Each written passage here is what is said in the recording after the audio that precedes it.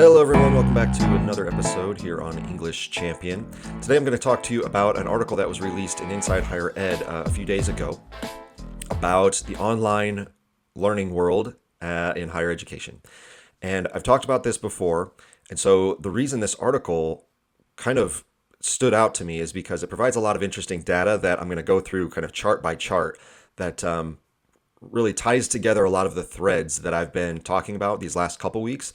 And even the last couple months. I made a video about 8 or 9 months ago about the problems with online education, especially and when I say online education, I mean in the formalized environment. Like you're in an online program to get a diploma, to get certification, not online education like, you're just learning something on your own. You're doing it for fun. You're doing it just to challenge yourself. Or even like my online education, which is intended to be for parents and kids or teachers and students to do together in an in-person interaction, not just a kid staring at a screen and doing stuff by him or herself. So this is a formalized system of online education. And this, of course, is the way most universities are really pushing, especially since COVID, when everyone kind of felt like they had to. And so there's become new data that's emerged in these last 5 years since COVID. And like I said, this piece, as I was looking at it, really tied together a lot of the stuff I've been talking about. Not only the old piece I made about online education, but the new stuff that I've created recently about schools and students forming a better fit with one another, meaning the kids need to pick schools that are better specifically for them, and the schools need to be finding students that are a better fit for them as schools. Expenses, how much is being spent on these programs, and ultimately that many kids, when they're in college age, don't even know what they want. You think they do. So the schools, they sort of have this idea, again, when you have a customer service mentality, this is where this all falls apart, because you think, well, the kids are telling us they want this. And then when you look at the data doesn't actually work with what the kids said they want. And I talked about this briefly a couple weeks ago, where students were being surveyed and replied that they actually wanted more of the humanities and traditional liberal arts courses at their universities, because they felt like they were really missing out on some of the human aspects of their personal and educational development. It's like, yeah, but you guys said you didn't want that stuff. You guys said, just give me the training I need for my job. Just give me the career prep stuff. I don't need all those gen ed classes. I don't need all the liberal arts stuff. I definitely don't need humanities where you're making me read, Russian novels or anything like that. Just give me the stuff I need so I can go into my job as an accountant. And so the schools started doing that. And now the kids are saying, boy, we really need some more of these types of humanities education courses. Yeah, so this is what happens when you listen to the students. They don't know what they want because they're young and uneducated. They don't know anything. It's up to the smart people, the professors, these academic communities to say, look, we've done this. We've been around a long time. Here's what we think would be best for you. And this is something that's been a part of our university model for several hundred years. If you're going back to the true beginnings of formalized education, yeah, we know better. So these are the things that would probably be better for you. Well, that's being lost. And so now we have these students saying they want things, and then they actually don't. Or when we offer it to them, they don't actually even use them. So I'm going to give you some examples of that here in this article that are in the form of charts or graphs that I think are very interesting. And again, just really ties together all of the things I've been talking about for the last couple months. So the article is titled, it's just a survey, What Online College Students Need. And again, this assumes that they think they know what they need. Often they don't.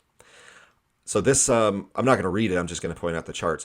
But it really goes through comparing online learners with in-person learners, with some kids who do both. And what are their attitudes towards their schooling? And ultimately, of course, what do these schools think they can do better from an online education perspective? Because it's always, well, let's do more, let's spend more, let's get more customers. And I'll tell you why that's a huge problem when we get to the end. So the first graph I want to show you is about belonging, academic fit, and the quality of the education. So here's what's so interesting. The article goes on to discuss why this sense of belonging is such a problem for online students. And they would really like it if the school might do more to help the kids feel like they belong to that school. Now, anyone with a fraction of a brain could go, well, wait a second. You specifically chose something that you don't have to really belong to. I mean, the reason you're an online student is, or at least one of the reasons is, you don't really want to have to belong to it. You don't want to have to be on a certain schedule. You don't want to have to be around all those other people. And so this is what you chose. And now they're going, boy, but I really don't feel like I belong to anything. Well, no kidding. So when you look at the numbers here, 48% of in-person students feel a good sense of social belonging. That really doesn't seem very high, but only 31% of online students feel a sense of belonging. And so, a lot of the advice that's given in these types of articles is, here's all the things you can do as a university to help your kids feel more like they belong to the university. And I talked about this a bit a couple weeks ago on the retention episode. So go back and take a look at that, of how much money and time is being spent on resources to help these kids feel like they belong to the university. When again, at least these online students, they specifically chose an environment where they don't really feel like they need to belong. So they're, how do you help someone who didn't want to belong in the first place? But the other thing that's so interesting about this graph is, look at the middle part on academic fit. Here's what's so alarming. Only 60% of in-person students feel like they are a good academic fit with their school. All right, 60%. So that means there's 40% of students out there who do not feel like they are at the right school academically for them. 40%. That's a huge number. So that's why I've been talking about lately. Students need to be finding the right type of school for them, and the colleges need to be recruiting the right type of student for them so that they match. Because right now, 40% of kids don't feel like they're at the right school from an academic standpoint. Maybe they don't have the right majors they were hoping for. Maybe the coursework itself and the professors are, they don't have high standards, or the standards are too high. Who knows? But something is going on where these kids are like, I don't really fit here. The things that the school is doing in the classroom or in the academic environment doesn't work for me. Okay, well, those kids should have gone to a different school, one that would be better for them. And that's what's happening, is because colleges are just selling the idea that everyone can come to our school. We have everything for you. Come here, pay us your money. Well, 40% of those kids are going, yeah, now that I'm here, I see that this really isn't the place for me. And it's even worse. In the online students, only 51% feel like they're in a good fit. So again, it's a coin flip. Half of the kids at your college, in the online world anyway, don't even feel like they fit in there academically. So why are they there? Well, because you sold them on the idea that everyone can come here. When what students need to be thinking about much more specifically is, I need to be going to a very specific type of school that is the right academic or social or whatever, ethos, maybe the philosophies of the school brand that fit better with me. Instead, we're just getting kids going to any school that sounds nice and is convenient. And what do we get? Half of them in the online world realize, yeah, this actually isn't a very good fit for me. And then they leave. And so the schools, like I said on a previous episode, are spending all this money and time and resources to keep the kids there when they shouldn't have been there in the first place. It's not a good fit. The data says they aren't fitting in. Now, the quality of education bars over there, those, it'd be nice if those were higher, but at least the kids think that what the schools are offering to a certain degree is of some quality. But again, they don't feel like maybe it's the right degree program, maybe it is the right major, but they're not teaching them the things they think they need for some career they think they want. Whatever it is, academically, they feel like they don't fit in. Half of them don't. And then on the social side of it, again, that's, what is that? 69% of those online kids don't have any sense of belonging. Well, again, maybe you should have gone to a different type of school. You would feel like you belong more. Or, I know many people feel like they can't, but there's just so many options for going to in-person schooling that maybe in-person is the best option for you. After all, at least it's not super high, but it's almost half of those kids feel like they do belong socially. So we have to clarify in our minds, wait, what do these students want exactly? They want to feel like they belong, but they also chose an academic modality that prohibits really belonging. We wanted everyone to go to college, yet half of them feel like they don't fit in at college. So this is the problem. What the students tell you or what you think they want aren't necessarily real. And so we need to get more in alignment with what the colleges say they do and what the students think they want, and make sure they're matched up better, because right now colleges just go, we'll take anybody. And the students go, I'll go anywhere that seems cheapest and easiest. That's kind of what it is, and we'll get to that here in a second. So on this idea of belonging, fit, and quality, the data is a bit confusing, and it's because oftentimes students don't know what they want, and the schools themselves aren't exactly upfront with what they offer. And so we have a lot of mismatched students going to schools that they probably either should have never gone to school in the first place, or they're just going to the wrong type of school. The second part of this survey says that online-only students, like their other peers, want more affordable tuition and fewer high-stakes exams. Okay, so like all customers, you want everything to be cheap and easy. That's what you want. So you're going to be critical of any place that isn't cheap and any place that isn't easy or isn't as flexible as you would like it to be.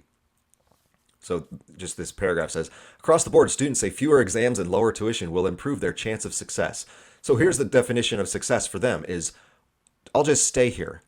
For them, that's success. Success isn't like we teachers think, which is, well, are you learning a lot? Are you way smarter at the end of 4 years than you were at the beginning of your college career?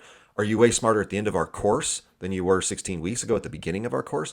That would be some measure of success. For them, these students don't care about learning, all right? When they say, I want to be successful at this school, they think, well, I don't want to take as many tests and I want everything to be cheaper.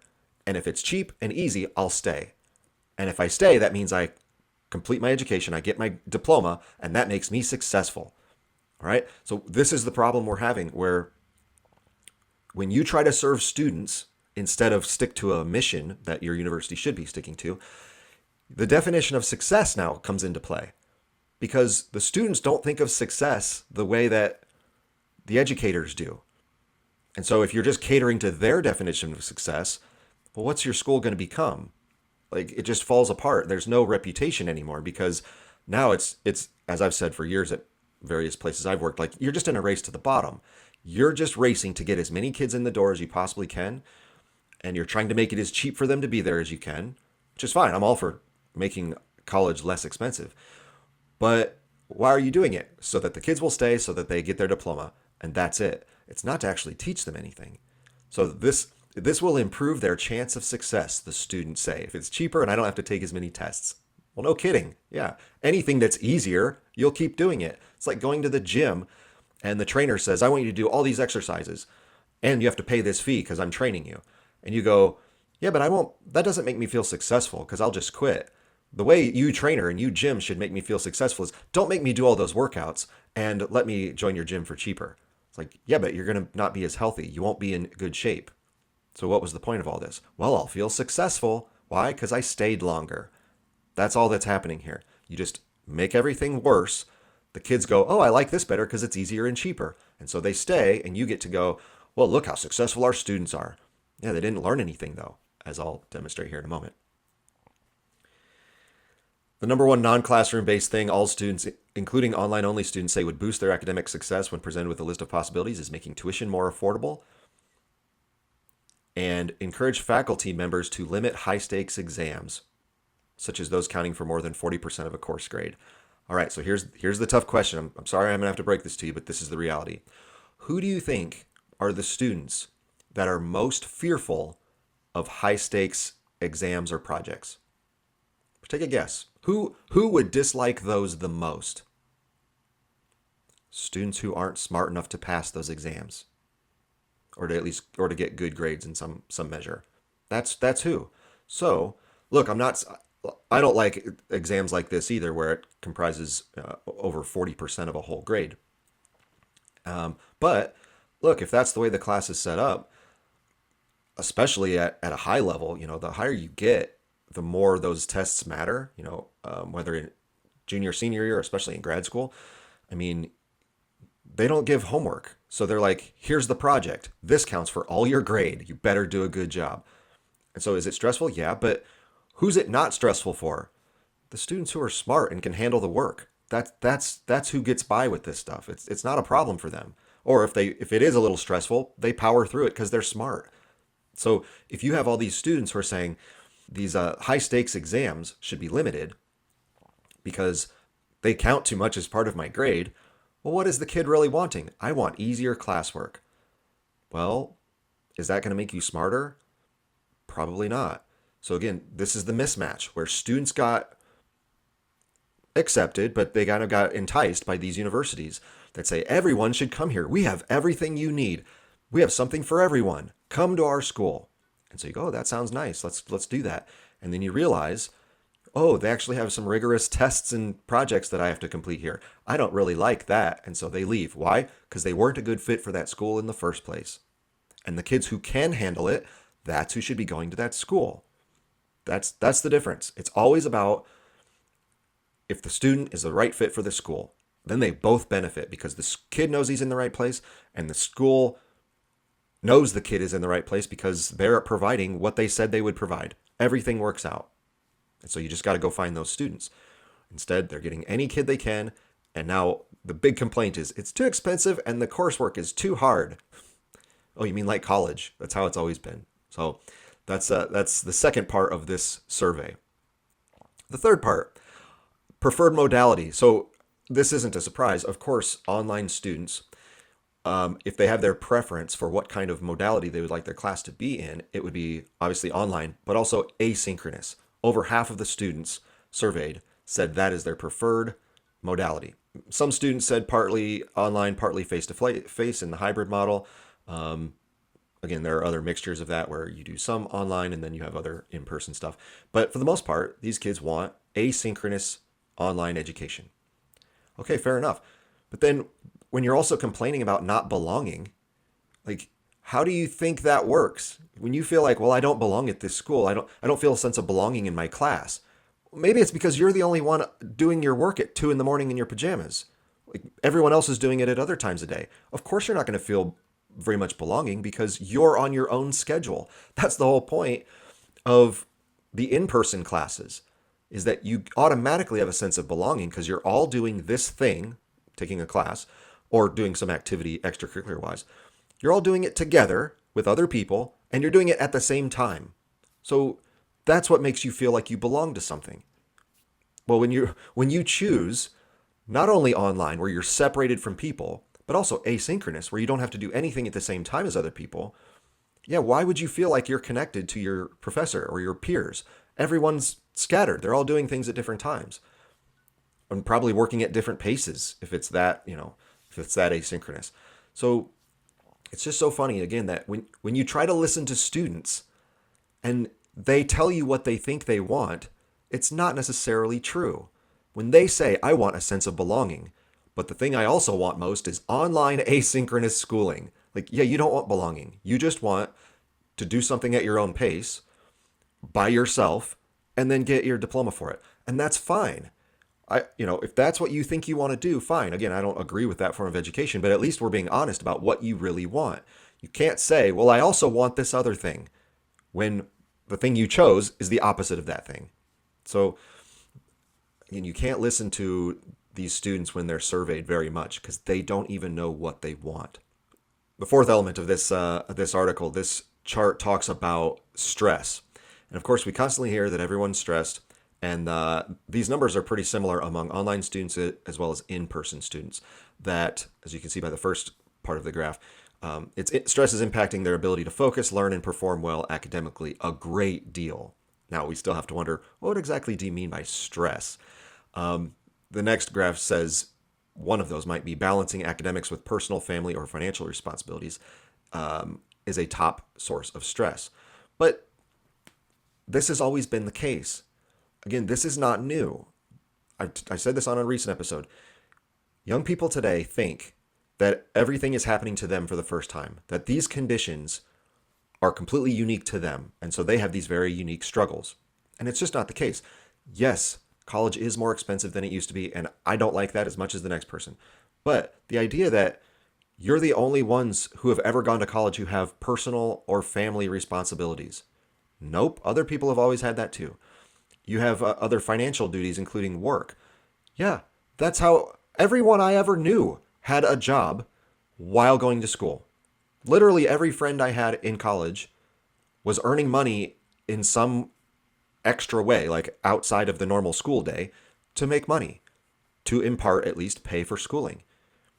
I was an athlete in college, and so I wasn't working all the time because I was, when you're a high level athlete, you're busy with a lot of other stuff. But when I stopped playing, I went and go get a job.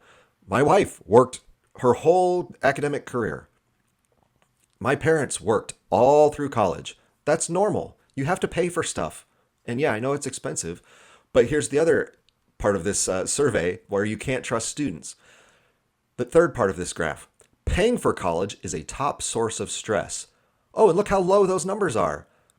37%. Again, it's not nothing, it's still up there, but that's not their top source of stress. So when we say, oh, these kids, they have so much stress because college is so expensive, that's not what they say. College, or paying for college, is actually not their top source of stress. So these kids have other things going on in their life. Now, that's totally normal. People have always had these things going on in their life. But that also means, it doesn't mean that the school automatically has to start coming up with accommodations for them. The student, again, needs to choose a school where you can adequately blend your personal responsibilities with your school responsibilities, or maybe better yet, deal with your personal responsibilities first. Take a year or two or longer, however long it takes to deal with those situations. And then when you're ready to fully pursue an academic life, then maybe go to college. Or only take one class at a time. If your time is so much under pressure because of all these other responsibilities, maybe you shouldn't be a full-time student. There's all sorts of ways to navigate these stresses that would make your life less stressful, okay? So yeah, if you're taking 17 hours as an on-campus student while taking care of your sick mom and your, school-aged sibling, yeah, that's probably a bit of pressure, especially when tuition is as high as it is. But that doesn't mean that's your only option. Maybe community college where prices are way lower. Again, maybe only take one class at a time. Maybe take a year or two off between high school and college before you get your finances and your responsibilities settled, make other accommodations, and then you can go study full time. You've got to look at other options, and that's why you have to choose a school for the right timing, the right location, the right career path, whatever your thing is. You have to choose the right one for you. You can't just get caught up in, oh, I need to go to college, so I'll just go to the one that's in my hometown. I'll go to the big state university because that's what's nearby. Like, that might not be the best fit for you. So you've got to choose more carefully, but we're not doing that for students. We're telling them, you need college right now. You have to. And they just don't. We have to just be more honest between the schools and the students. Again, as the chart concludes there at the bottom,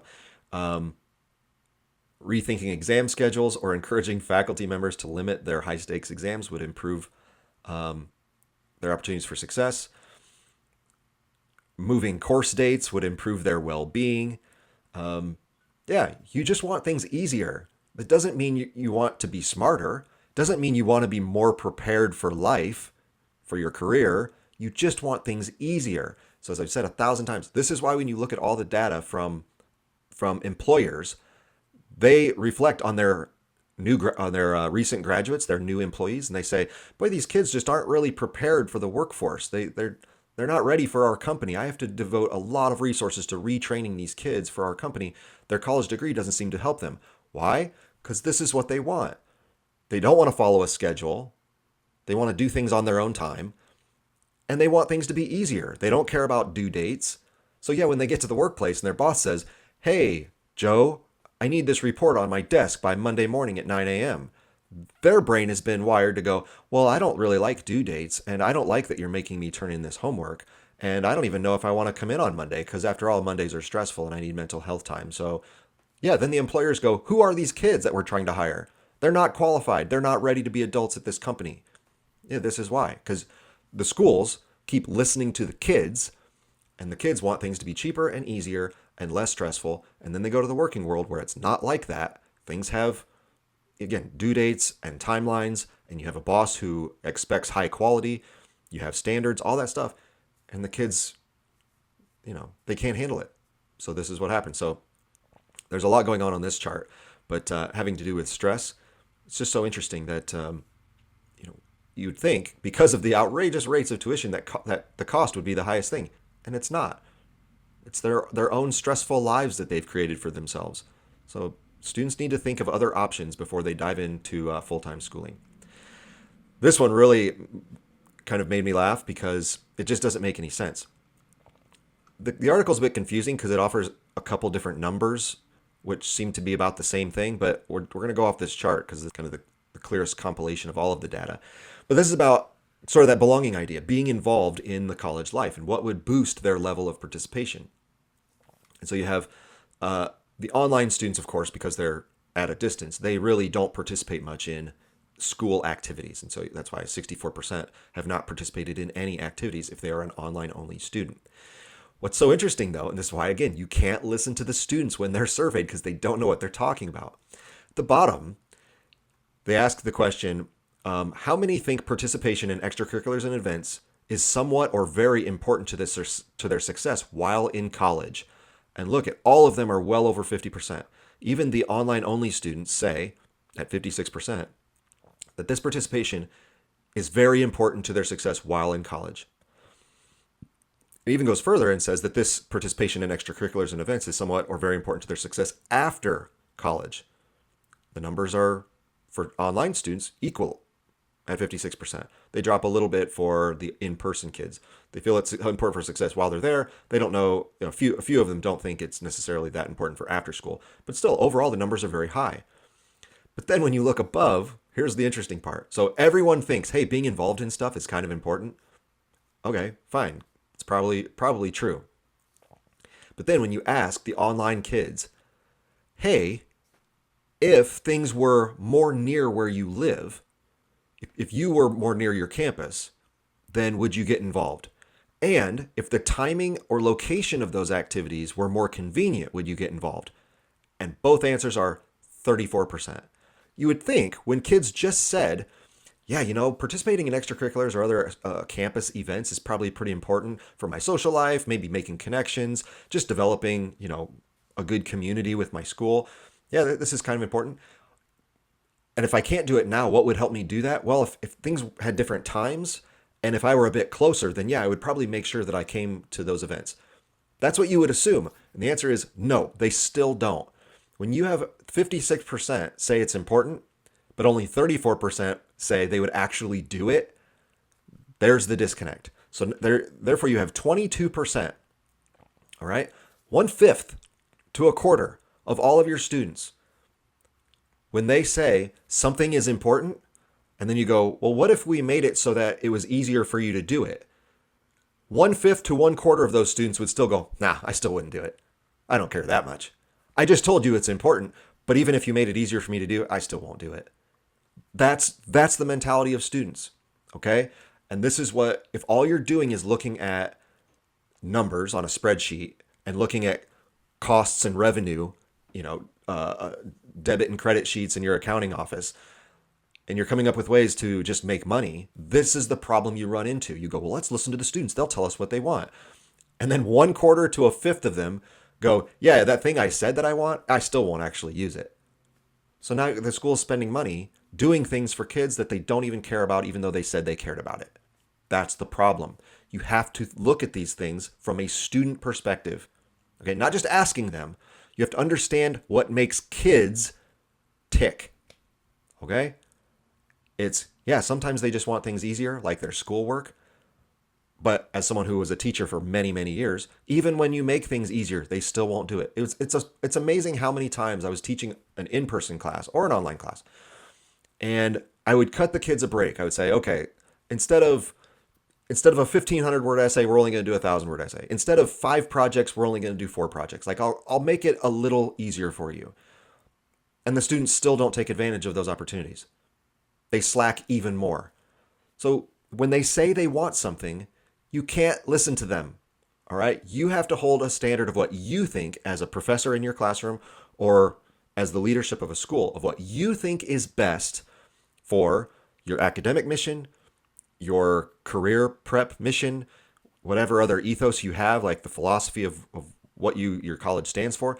You have to do what's best, because if you just ask the kids and go on a customer service model, like let's just serve the customer, they don't know what they want. And even if they tell you what they want, it might not even be right. And so you can't trust it.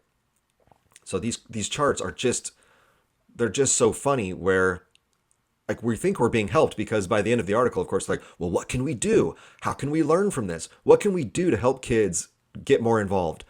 It's like, well, for 25% of them, nothing, because they don't care.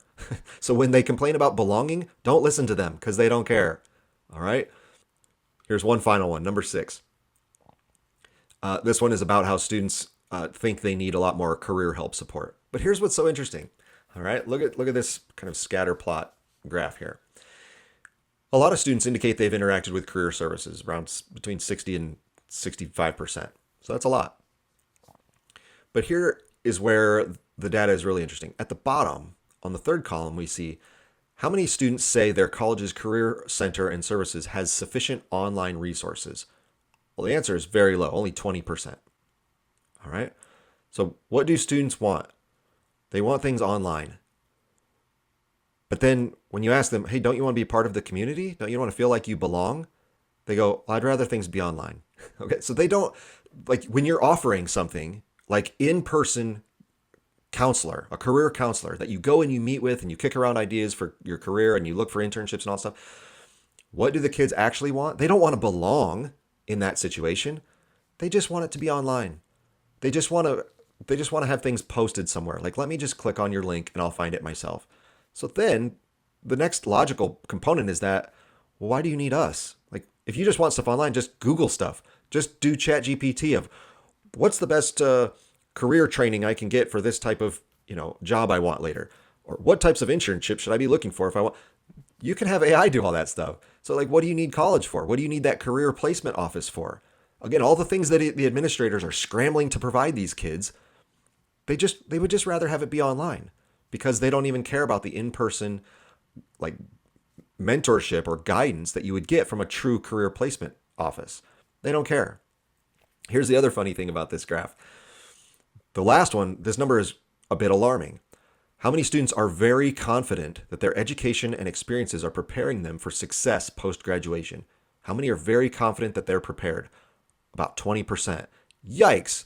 80% of both in-person and online students think that their education and experiences on campus are not preparing them to be successful. 80%. I mean, can you imagine any other industry where people were responding that, yeah, the thing I just bought from you fails 80% of the time, or I'm not happy with it 80% of the time? You'd go out of business immediately. And yet somehow these kids are still going to colleges. It's so weird. So you'd think, well, gosh, these kids aren't very confident that they're prepared for their future.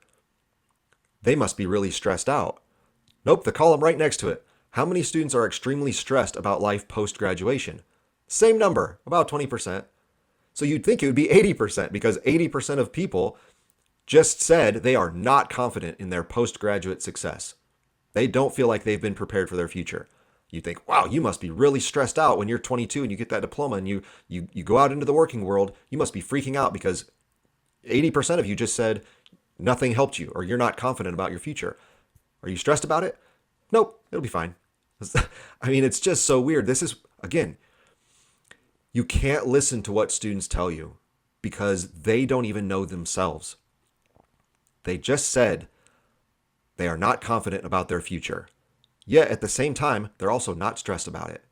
Those two things don't go together. So when you hear about students talking and answering surveys about their stress levels, how can you even trust it when the thing that should have them stressed out, they actually, according to the survey, aren't stressed out about it? So when they talk about mental health, when they talk about stress levels and how difficult the coursework is, you absolutely cannot listen to it. They don't know what they're saying. And again, all of this would be cured by students having a clearer idea of what college actually is. And then not only what college is, but what your specific school actually does. And then they can make the choice on whether they actually want to go to that school or if they want to find some alternative. But when we just say kids need to go to college, and there's a million different ways that college can go, and that colleges also say, we accept everybody, or we accept as many people as possible. Like, how do you actually know what you do then? Because if you're trying to serve everybody, well, that's impossible.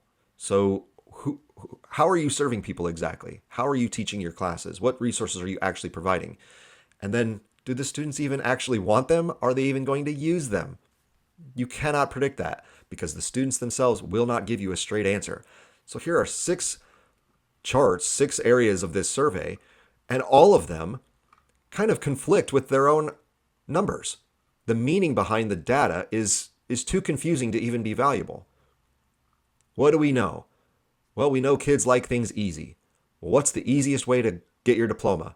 Do it online. What's even easier than that? Make the work that's online asynchronous. What's even easier than that? Make the work that's online that's asynchronous even more diluted and easy to accomplish with hardly any standards. Yeah, that's the way you get students. So if that's what your college is doing, again, this race to the bottom, then your reputation as a school is going to diminish rapidly.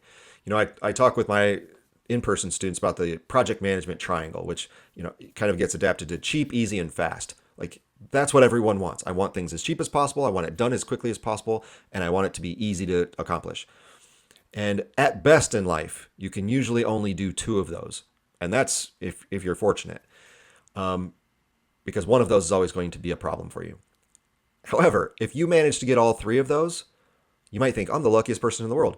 No, you're at a place that has no reputation for excellence. Because if something is cheap, it's easy, and it's super fast, basically they just printed you a diploma. All right. So you have to think of your schooling. If you're a student, you have to think of your schooling along the project management triangle, and you have to aim at 2 of them. If I want it to be easier, but also cheap, well, it might take a while because I'm going to have to go to maybe a community college for a while to keep it cheap. And I might only need to, maybe I can only take 1 class at a time because that would be easier on my stress levels and my other responsibilities I have, and it would keep my costs down. But can you do it fast? Well, no, because if you're going to take 4 years of that, it's going to take you a while. So if I want it to be cheap and fast, okay, yeah, you could get into some online program that's relatively low cost and you could knock it out with all your asynchronous classes. Might not be very easy because you're probably going to have to do a lot of it all at the same time. And if you're going to work fast, it's going to be a lot of work up front. So, one of those is going to suffer. And very few people are smart enough. I talked about this in my previous online course podcast, where most students aren't smart enough to do that. Right? They aren't organized enough to do that. They aren't disciplined enough. And so it's not easy. So again, you can't have all of it, and that's what these students want, and that's what these colleges are trying to provide. Why? Because they just want the students. If you're an online student or you're thinking of online education, you have to understand here is the truth of all truths. They're not offering the online education program for you. They're offering it for them. That's the reality. Because after all, they already can provide you with a psychology degree or a computer science degree or whatever path you think you want. They already have that at their university. Okay? It's called in-person classes. So why would they offer it to you in this other format? It's not to be so helpful for you. It's to make money off of you because they can scale an online class infinitely. So it doesn't matter who's in it. It doesn't even matter if you drop out. As long as you pay, it doesn't cost them anymore. They already have the system up and running.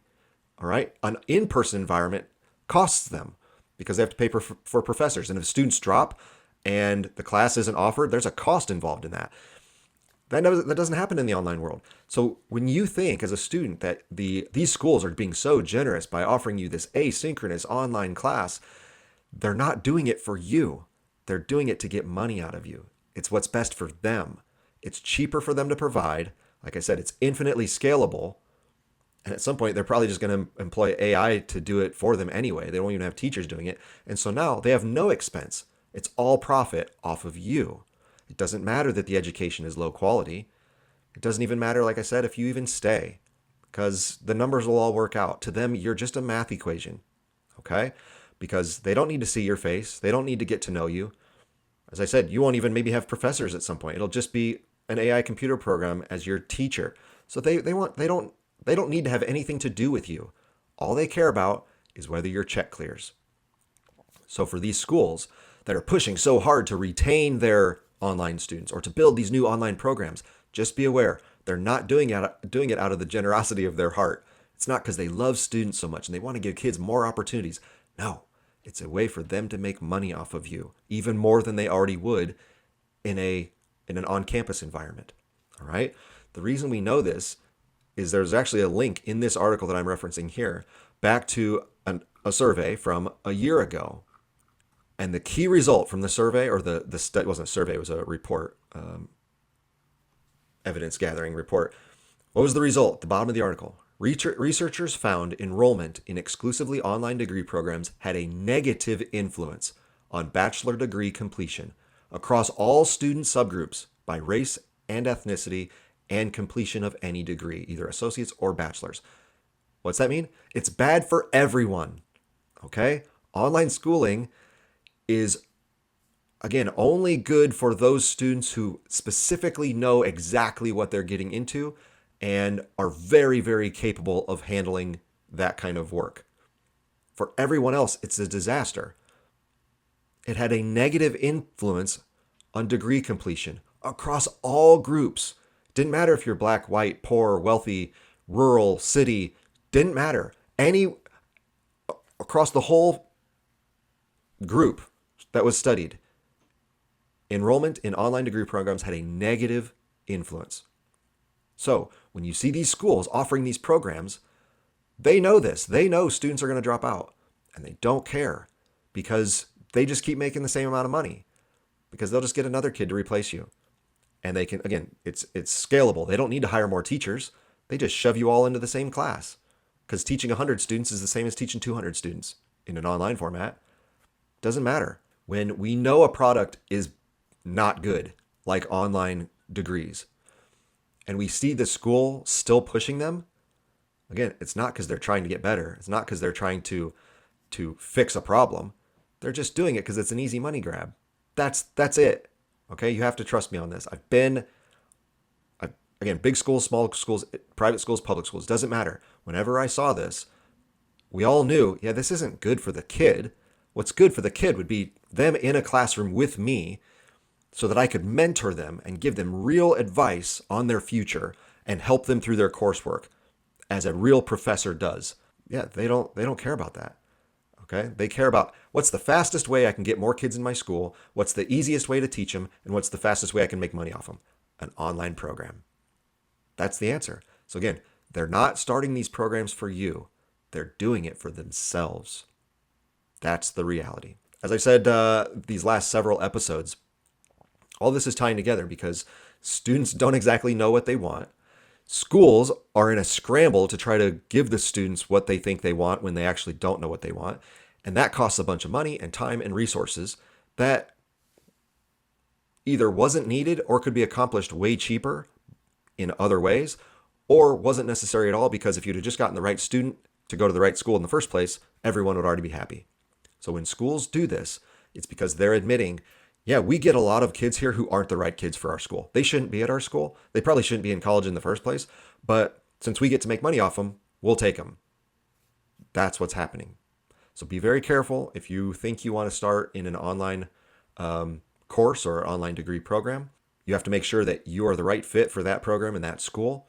And you have to know what you're getting into. That you're not going to get the highest quality education. And the school isn't happy to have you there because they care about you. They're happy that you're there because you're paying them.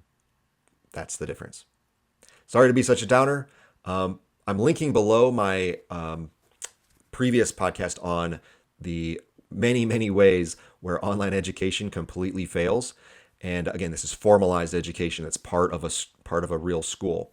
I have that below, but also have some clips coming out about that previous episode as well. You'll be able to see on various platforms. So again, sorry to be such a downer, but this is just the reality of it. Take it from someone who's been around these schools for many, many years. I care about students. So I want students to be in the right fit for them. And according to the data I just shared with you, most of the time they're not in the right fit. And when they think the online world is the right fit, most of them don't even graduate anyway. They don't stick it out. So we need to be helping our students at the earlier stage of the college selection process. And make sure they find a place that isn't just all about, oh, can I do it asynchronously? Can I do it in a way where they don't make me do a lot of work? That's not what's best for their education. It's not what's best for their future plans. And we need to help students on that path toward getting the best education possible, if that's what they want. And if they don't want that in a college environment, that there are many, many other ways to become smart and successful in this world without college. And we need to do a better job of helping them on those paths. So hopefully that's coming. I'm just doing my tiny part here. Thanks for listening. See you next time.